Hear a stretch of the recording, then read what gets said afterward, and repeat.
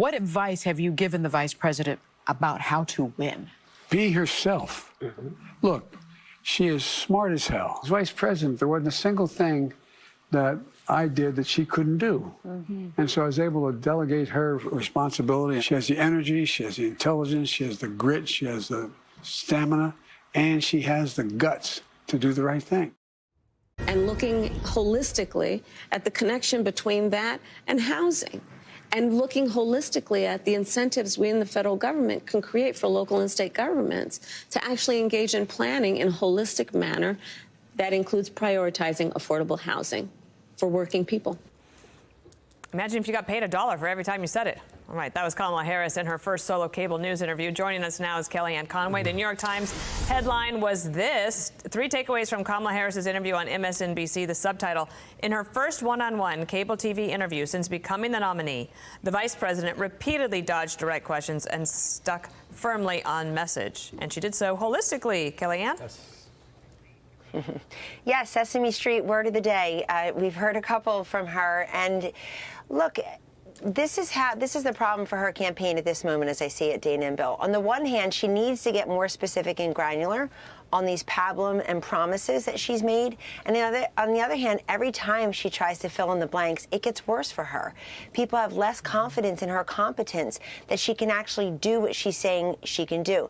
People are looking for her to inspire her. Anybody who's a character voter, abortion voter, border voter, wants the first female president of color to inspire her, they're baked. They're not part of the 5% of our undecided voters right now who say they are mostly economic voters. Look at the Daily Mail modeling today. It shows Trump in the lead. Why? Because it doesn't just look at this poll or that poll in a given moment.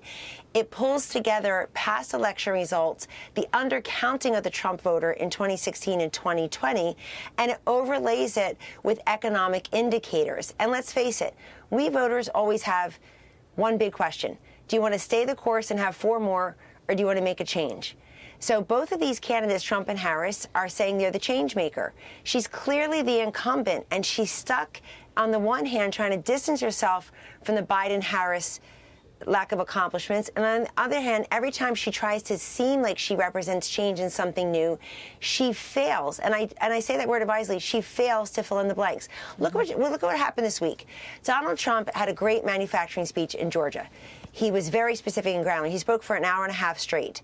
15% corporate tax rate if you have factories here, if you're manufacturing in the USA. And the other sign said made in the USA. Then the next day, he calls into the National Association of Manufacturers annual board meeting.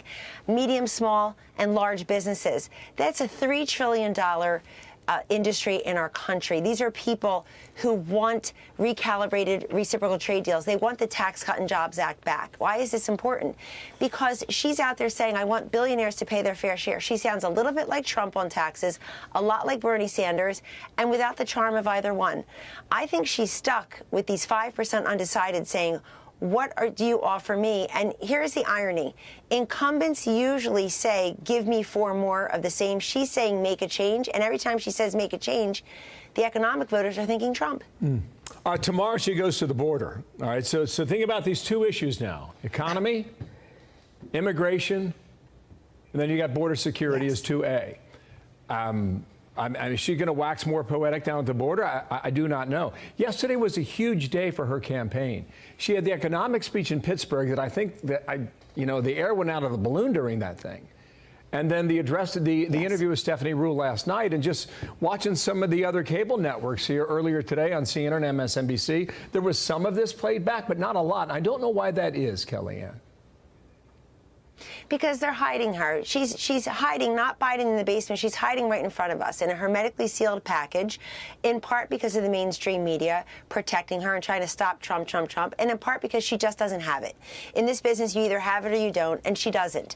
And I'm not insulting her as a partisan. I am being a clinical, surgical, political analyst here. There are plenty of Democrats we see on the daily who can articulate a vision on the economy that is center-left, and she just can't do that.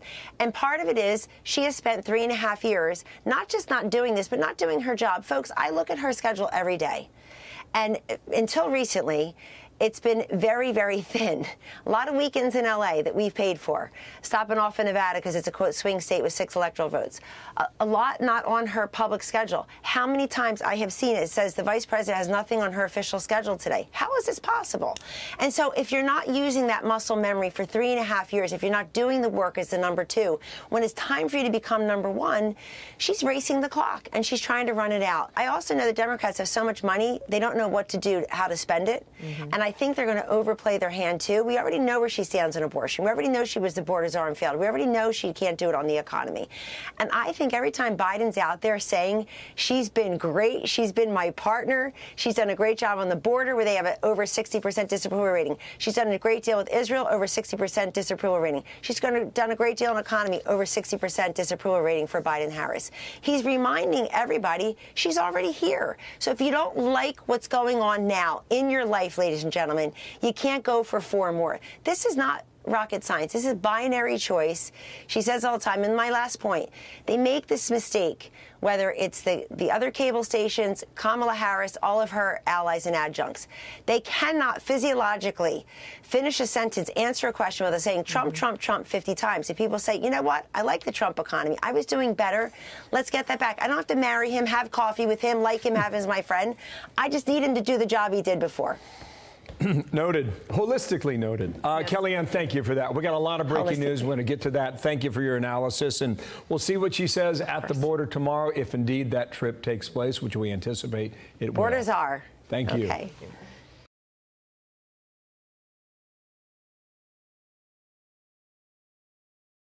Granular. Granular. Recalibrate. Recalibrate. Reciprocal. Reciprocal. Stamina. Stamina. Grit. Grit.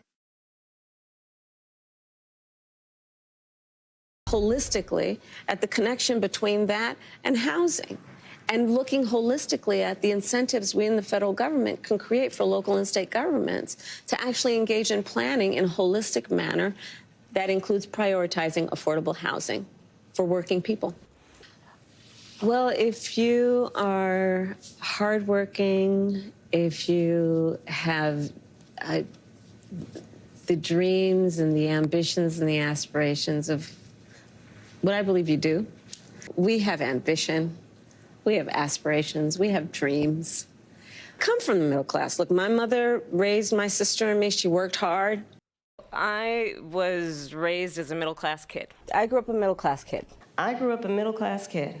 My vision for the economy, I call it an opportunity economy. I intend to create an opportunity economy. Creating an opportunity economy. Building an opportunity economy. What I call an opportunity economy. I started my career as a prosecutor. I was a career prosecutor for most of my career. My career, having a background as a prosecutor.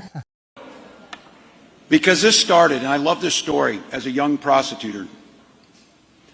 Kamala Harris talked about going in that prosecutor.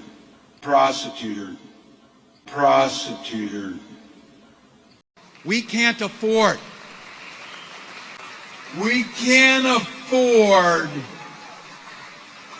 4 more years of this. I'm Donald Trump, and I approve this message. If you enjoy this content, please consider subscribing to my channel to stay up to date with future videos. Thank you for watching.